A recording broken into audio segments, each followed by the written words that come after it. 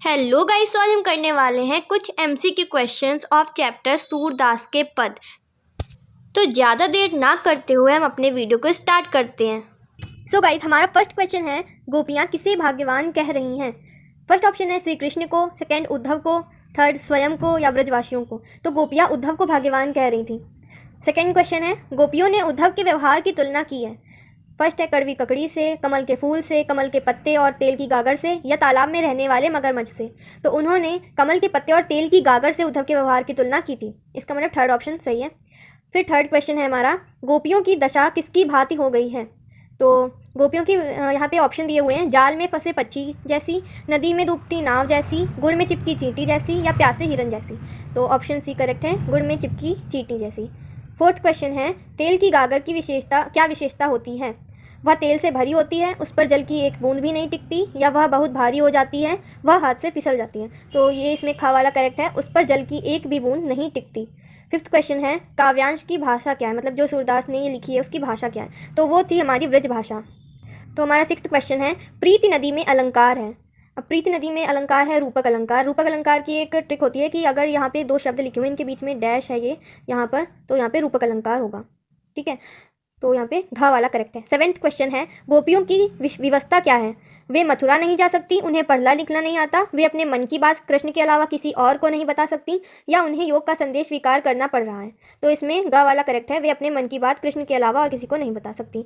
Eighth question है, सूरदास पदपाठ में किस किसके मध्य संवाद है। तो इसमें गोपियाँ उद्धव से कह रही थी, तो इसका मतलब ग वाला करेक्ट है, गोपियाँ और उद्धव। फिर नाइन्थ क्वेश्चन है, हमारे हरिहारिल की लकड़ी में हारिल कौन है।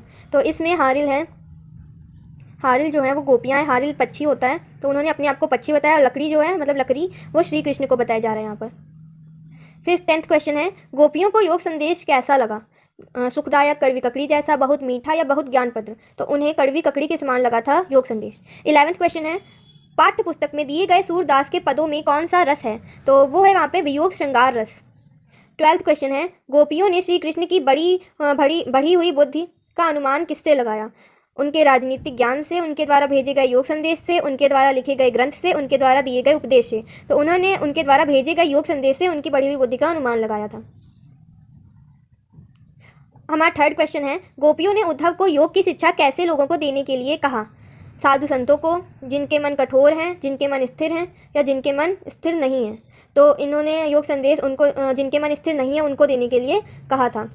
14 क्वेश्चन है, गोपियों के वाक चातुर्य की विशेषता नहीं है। उनकी बातों में गहरा व्यंग है, व्यंग छिपा है, उनके तर्क अकाट्य और सार्थक हैं, उनकी बातें लोक व्यवहार पर आधारित हैं, या उनकी बातों में छल कपट है। तो उनकी बातों में छल कपट है, यही इनके वाक चातुर्य की विशेषता है। 15 क्वेश्चन है, अनुपयुक्त कथन छाटिए। फर्स्ट है, गोपियाँ योग को श्रेष्ठ मानती हैं। तो यही गलत है, पहला वाला ही गलत है कि गोपियाँ योग को श्रेष्ठ ही नहीं मानती थी, इसका मतलब का वाला सही है। अब 16 क्वेश्चन है, उद्धव कौन है। तो उद्धव जो थे वो श्री कृष्ण के मित्र थे। 17 क्वेश्चन है, उद्धव को किससे अछूता कहा गया है। लालच से, ईर्ष्या की आग से, स्नेह के धागे से, या क्रोध के वेग से। तो स्नेह के धागे से उन्हें अछूता कहा गया है। 18 क्वेश्चन है, गोपियों ने उद्धव को क्या कहा है। कपटी, धूर्त, सदाचारी, या बड़भागी। तो उन्होंने बड़भागी कहा था उद्धव को गोपियों ने बड़भागी कहा था। हमारा 19 क्वेश्चन है, गोपियों के अनुसार उद्धव के मन में क्या नहीं है। अभिलाषा, अनुराग, छल कपट, या द्वेष भाषा। तो उनके मन में अनुराग नहीं, प्रेम नहीं था। अनुराग का मतलब प्रेम। 20 क्वेश्चन है, कमल पत्र कहाँ रहता है। कीचड़ में, धूप में, जल में, या छाया में। तो कमल पत्र जल में रहता है। 21 वाला क्वेश्चन है, पुरैन पात का क्या अर्थ है। पुरैन पात का क्या अर्थ है। तो पीपल का पत्ता, पान का पत्ता, गुलाब का पत्ता, या कमल का पत्ता। तो वो था कमल का पत्ता। फिर पुरैन पात में कौन सा अलंकार है। तो पुरैन पात में हमारे यहाँ पे अनुप्रास अलंकार है। ये पा जो आगे वर्ण है वो 2 बार आ रहा है यहाँ पे, तो अनुप्रास अलंकार है। फिर 23 क्वेश्चन है, तेल की गागर किसे बताया गया है। उद्धव को, श्री कृष्ण को, कंस को, इनमें से कोई नहीं। तो उन्हें उद्धव को बताया गया था।